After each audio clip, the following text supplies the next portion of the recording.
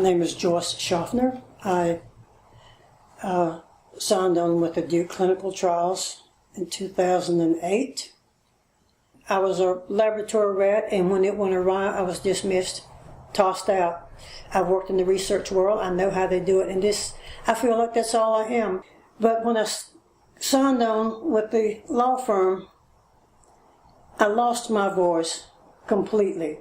And all I could do was sit here, read the papers, watch the TV, and see what all's going on, but I couldn't say anything. I just wanted to scream sometime and say, hey, we're here. We need to tell you our side. We need you to notice that we're here. We have not passed on. We're still here. I'm only talking about what has happened to me and my feelings, my fears, my fear of the medical profession, my broken heart over people that I loved at Duke to let this happen, and to know that there were problems and not tell me, not give me the opportunity to back out. I know that people want to argue that, well, it was a clinical trial. You knew it was just, but it was not even the clinical trial that I signed for that I got. So to me, that's just null and void. Now that you're able to say something about it, I mean, if you had something to say to Duke and their administrators, as well as Potti and Nevins, what would you say to them?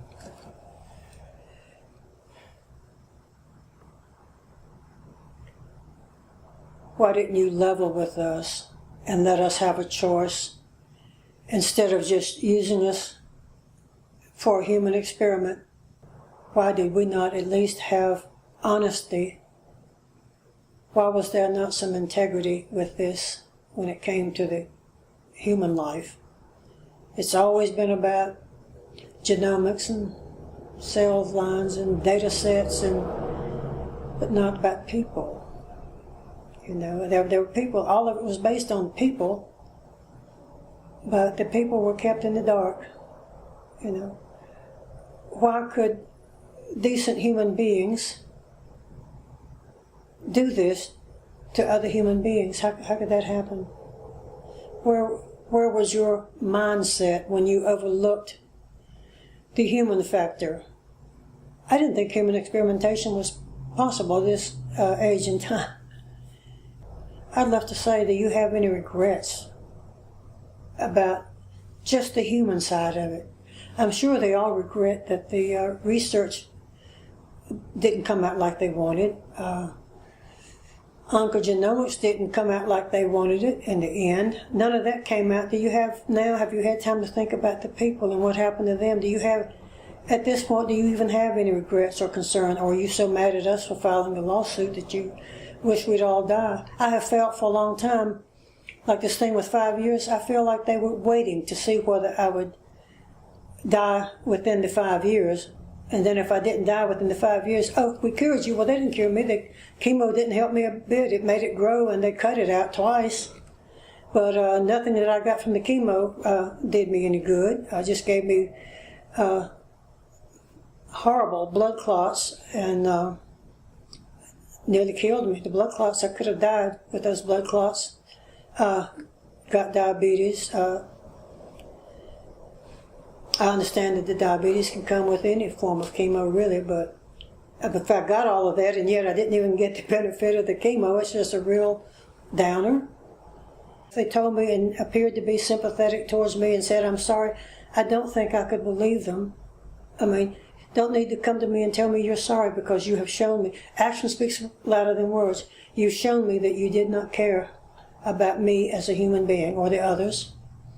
So that wouldn't do any good. Someone said along the way, I don't know if it was one of my attorneys or whatever, said, well, Duke said they sent you a letter of apology, but that it came back, they didn't have your address. And I said, well, call them back, tell them to go to their billing department, they have it. I said, I am just getting bills left and right, so go to the billing department, they know how to get up with me. But I think it would have been ineffective. I don't think I would have believed them, and whatever they do now, I don't expect I can believe them, but I'd just love to know, in my heart, I'd like to know, have you ever stopped and thought about the patients and what happened to them? and what they're going through now, the fact that you say and highly publicize that the issue has been resolved, no one asked me if I was resolved in the situation. It's not resolved for me. It will be a part of my life till the day I die. Let me go back a moment. When I signed on for the clinical trials, I had gone to Duke, had a biopsy. With this biopsy, I was told that I had about the worst form of breast cancer. I was immediately sent over to the cancer center. I was set up with my cancer doctor. I'm not going to call any names about anything, but with my cancer doctor. And I was told, how bad this is. This was notorious for returning this type of cancer. And so I'm sitting there thinking, well, it's a bad one, and it's known to recur. I mean, they told me that up front. But it's kind of like one of those too good to be true commercials on TV. It's like, but wait, we'll give you some Ginsu knives with it. This thing, I was told that there was a clinical trial. A researcher had come up with a way of treating personal cancer. My own cancer, not general cancer, but mine, my tumor. I would have to go and if I decided to do this, I would have to go and have a second biopsy. These are painful. They went through under my arm all the way up into my neck doing this biopsy. So it was painful, but it was going to be worth it. They were going to do a DNA of my tumor. And from that, this doctor could predict Dr. Potti, it's a known fact that this was his baby. They were going to be able to tell which chemo was correct for my type of cancer. And they did not say directly, but implied that people have been having such wonderful results that they would have to put titanium clips around my tumor when they went in to do the biopsy, because these tumors were melting away rapidly. And by the time I finished my chemo, there may not be any tumor left, and they would have to go by those 9 titanium clips that they inserted into my body to remove the residue. And so I thought, well, this is absolutely remarkable. I would have fought somebody to keep from going into that trial. I jumped on that. You couldn't have stopped me. This was going to save me. I had a bad cancer. Recurrence is almost inevitable. And so it sounded like, well, it's been melting away in other people. And so it'll do that for me too. So I signed on,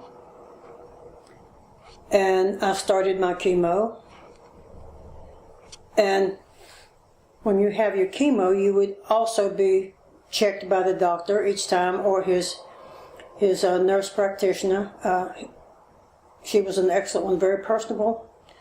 They would actually measure my tumor. And it was with great excitement each time this was measured that it was shrinking. And I believed it was shrinking. I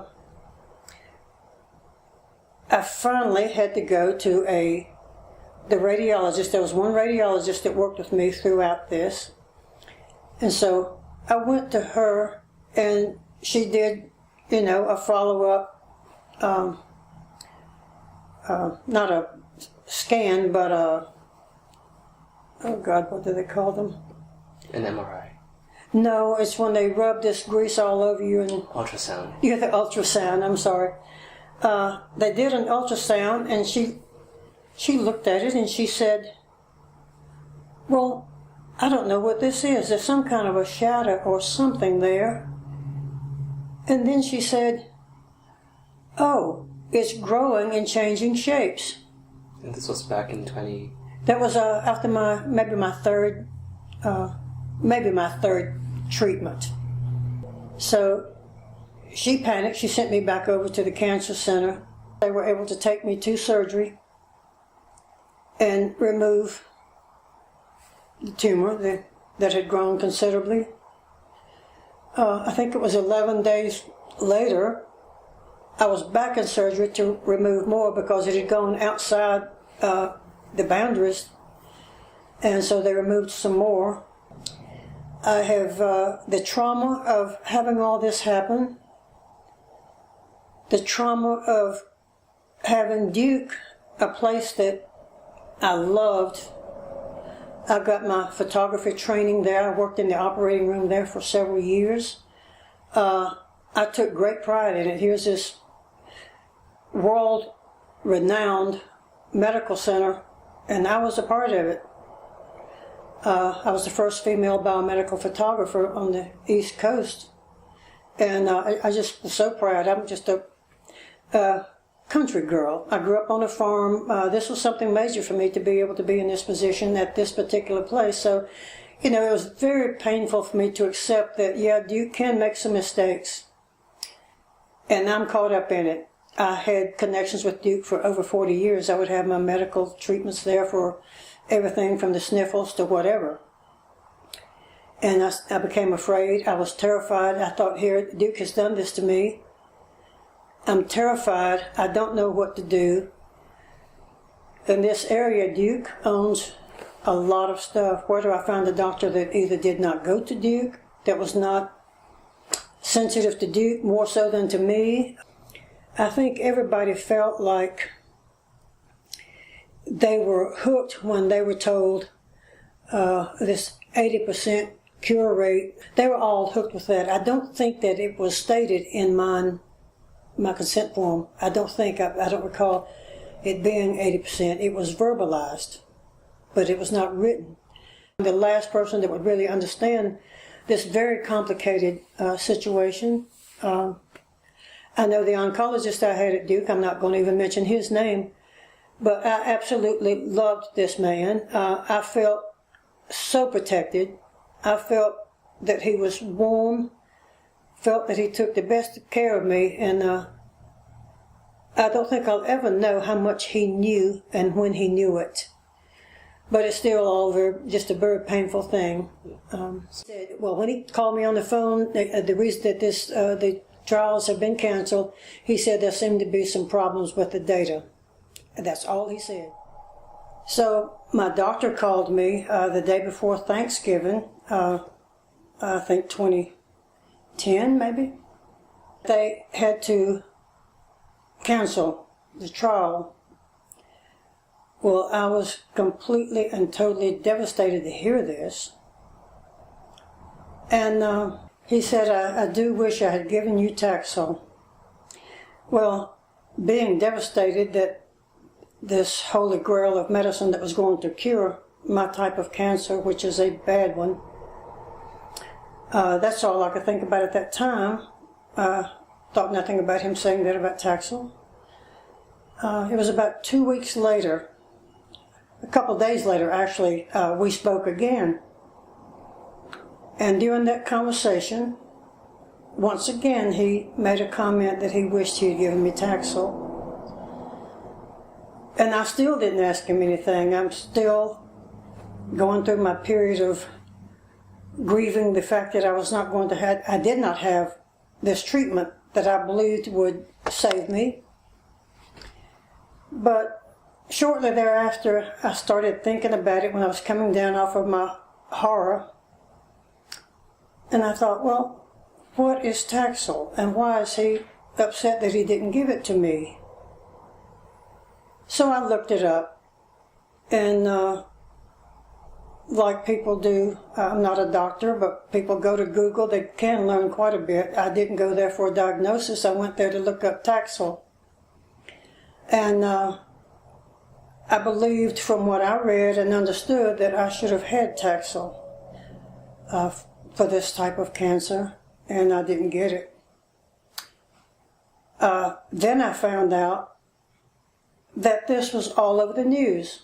I had not heard it, or it didn't relate it to me, of course, but it had already been in the New York Times. It had been locally in the news and TV and newspaper. And I began to feel, I began to feel that, well, you know, I was the last to know. The patients were the last to know. I was told that there was no harm done to the patients. We all got a standard of care anyway. I had no way to say, no, I did not, or whatever. I mean, I'm certainly not qualified to make that kind of a statement. But I did realize at that time that everybody knew it before I did. I mean, it was on national news before I ever realized that there had been a problem. And of course I wondered, you know, would he have called me at all had it not hit the news somehow? So that was rather devastating. I called my brother Michael Allen in Wilmington. We're extremely close. And I told him my dilemma. I told him what was going on, and I said, you know, they told me, called me and told me, but it was already all over the national news. I should have been the first to know about my own treatment, or close to the first. And I'm absolutely devastated that I feel like everybody knew before I did. But I do know that from the publicity, not from me personally, but from what I read, red flags were up way on back before I ever got into the trials. I think that, I don't know why they didn't just stop and get this fixed and then go on, except for possibly just, you know, we can't do that because there's just too much that can be achieved if we continue. You know, I don't know. I will never know. I will never be secure in it. At what point did someone tell you, or did you find out that the data was actually being manipulated? When I went to the computer to call Dr. Bagley, but at least I knew that there were factors, a bunch of factors that led them to where they were with saying that it doesn't work. And the fact that it was not reproducible, and they could not get the information they need in order to reproduce it, you know, if it in fact was good. I feel like I was only called at that point because it was out there, and it was a matter of time before I was going to see one of the newspapers or magazines or the TV. I watched, yeah. It was a matter of time before I was going to see that, and they at least wanted to get ahead of that. Or maybe he was going to call me anyway. I don't know, but I feel like I should have been called when the trials were taken off that first time, and would have had the option to go back on it or not. But none of that. Once you signed on, you were there for the duration and way on past that, you know. And I do believe that I had a right. I believe they had an obligation to let the patients know that this was going on and give them the option. But see, they'd already put in a whole lot of time trying to push this through. They would have lost all that had they given us that opportunity. I can only speculate on, you know, what the issue was. Did they want to continue and make the money? Did they want to deceive us, or did they still think that it was going to go somewhere? But when the flags are raised by, well, I mean, I understand where they tried to hide Brad Perez. He was a medical student. They could easily do that, but turns out that he's someone to be really admired. The man sacrificed a lot for his values and for doing the right thing with all of this. He sacrificed a lot to do that. When you have MD Anderson, you know, world premier cancer center, and you have two people as prominent as Bagley and Combs, well-respected researchers, biostatisticians, well-respected. When they find a problem, I think it's worth taking some time and notice it, and let's see what that is. Either make them back down or admit that there's a problem. And then, but of course I'm only the patient, but I still feel like the patient should have been in on that. If there are any discussions that something is not right when I am putting you in charge of my life, I've entrusted my life with you. Tell me the truth, be upfront. If things are not right, tell me that, to give me the opportunity to say, this is what it is, this is what they're saying, we don't think that's true, or it needs to be retweaked or whatever, then I believe that I should have been one of the very first to know and be given the opportunity to sign off or keep falling for it and stay in it, you know. That's a big anger point with me. I do not feel for a moment that I'm out of the woods just because, you know, I didn't die within the first 5 years. I know a number of people that didn't die the first 5 years, and 3 years or more later, they're out of here. Did you ever meet Potti or Nevins? No. Well, I have met Nevins a number of times, and Potti. Potti he didn't treat me personally. I would see him in the cancer center on a rare occasion, walk through, but that's all it was to it. But I have met Potti a couple of times in the depositions. Dr. Potti, I can see how he pulled this off. He's very warm, has a very gentle way of speaking, very courteous. He would go over and hold the door if I was doing the deposition and we have breaks or something. He would run over and grab the door for me to walk in and out, or anybody else. He seemed to be very warm, and he had a way of. I can see how he could make anybody think.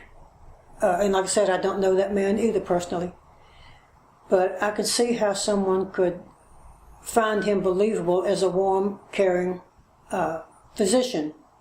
I've met Dr. Nevins quite a few times in quite a few depositions.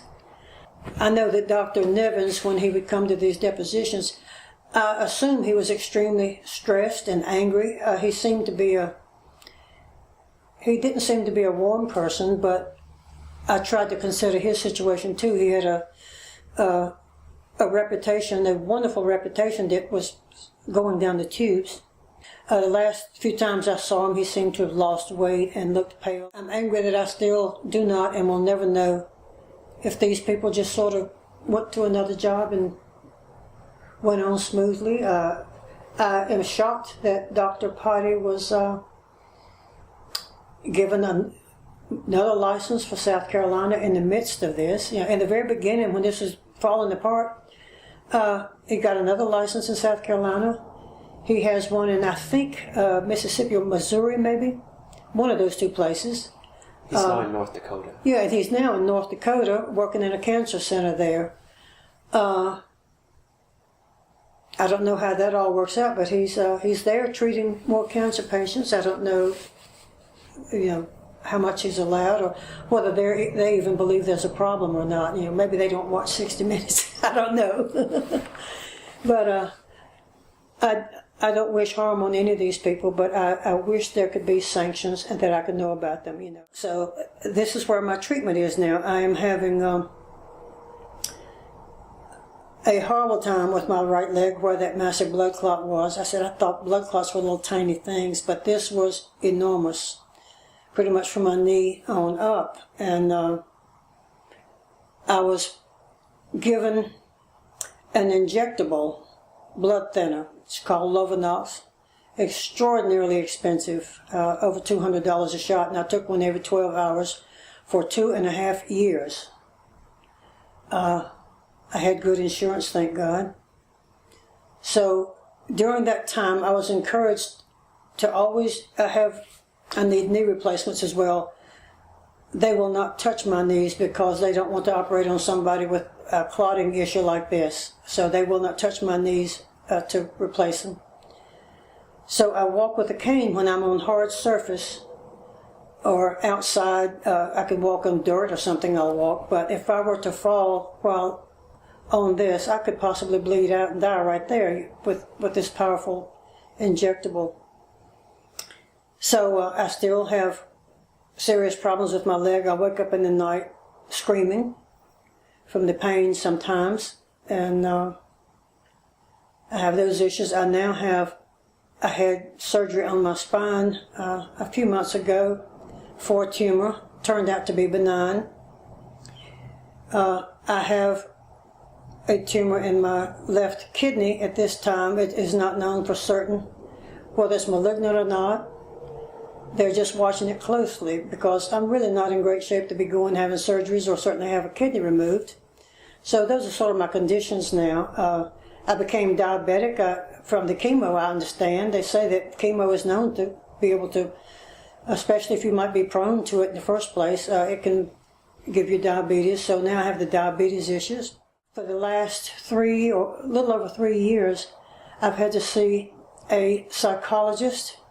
I was diagnosed with post-traumatic stress disorder. I had to quit my job. I could not concentrate or focus. I worked in a chemistry lab for the last 12 years. I also was unable to stand for periods of time. I couldn't stand up to operate any kind of scientific equipment that you'd have to stand to work with. I was getting worse and worse as far as being able to walk around or, anything like that. So I've had to quit working. I now work. The only thing I can do is as a telephone receptionist about 2 days a week. I answer the phone, I direct the calls. That's it. That's all I'm able to do. I still have the ongoing treatments with the psychotherapist. I couldn't do without them. This is something that I have paid for myself all along.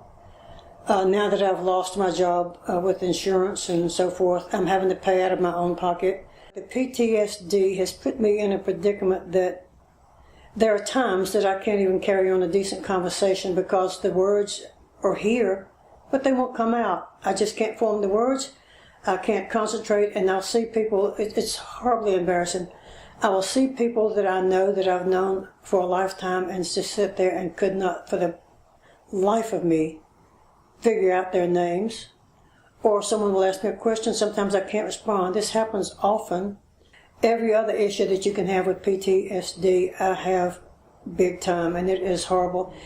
And Duke may have worked it out to settle everything. That Duke, my attorneys, and myself have resolved the situation, but it's not over. It is going to be going on for a long time, and I'm going to need the treatment for a long time for what has happened to me. I don't know how long I'll be going through that, whether I come out of it, whether I do not. But you see people on TV, and they have a loved one that has been murdered. They're going to put the perpetrator to death, and they have them all in the gas chamber.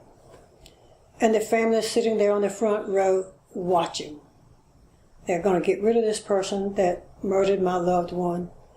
When it's over, if a reporter asks them something, they very, very often say, well, I thought I would feel better. I said, that's what I feel like. I thought I would feel better. I don't feel that anything whatsoever has changed. The litigation part of it is over. That's all that is over. For me, coming from me personally. It's over for the ones that passed away, not for their families. It's not over. Whether the healing process will actually heal, I don't know. I just can't see it for a long time.